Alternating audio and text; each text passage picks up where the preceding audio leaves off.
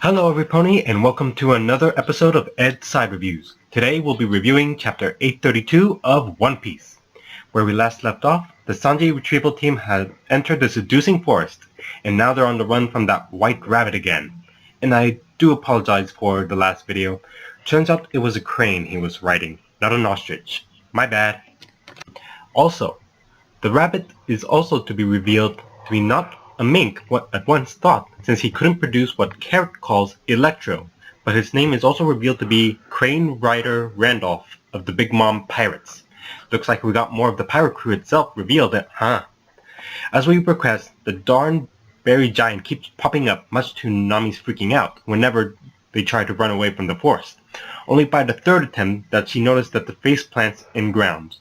She realizes that the trees and grounds have been constantly rearranging the forest so that they constantly loop back around. It's similar to the hedge maze in Harry Potter and the Goblet of Fire, in which I want to torch this annoying forest to nothing but burnt sugar.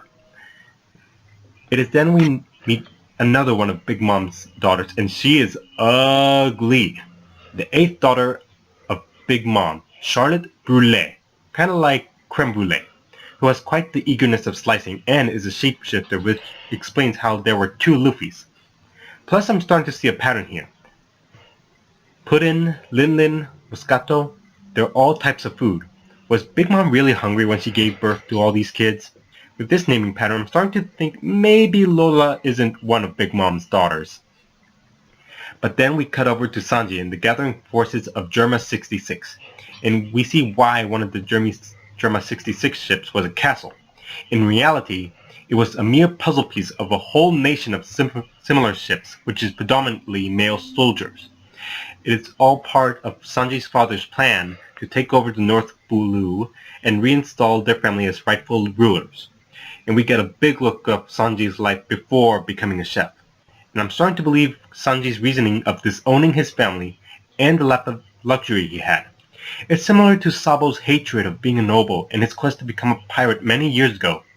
It is then we finally meet the Big Daddy, Jaggi Vinsmoke. In the panels that follow, it shows that he still somewhat cares for his son despite Sanji's objections, and we're going to have a fight between father and son. It's going to be interesting since Jaggi believes it can be settled with fists, but Sanji doesn't use his hands for fighting. He uses his legs. Heck, we even got a battle between him and Yonji that we didn't even get to see. So my thoughts on the chapter. I see that it's a slowdown as Luffy and Co now have to battle one of Big Mom's daughters. But we also get a setup of a fight between Sanji and Jaggi hopefully next week. It would have been awesome to see Yonji and Sanji's battle to see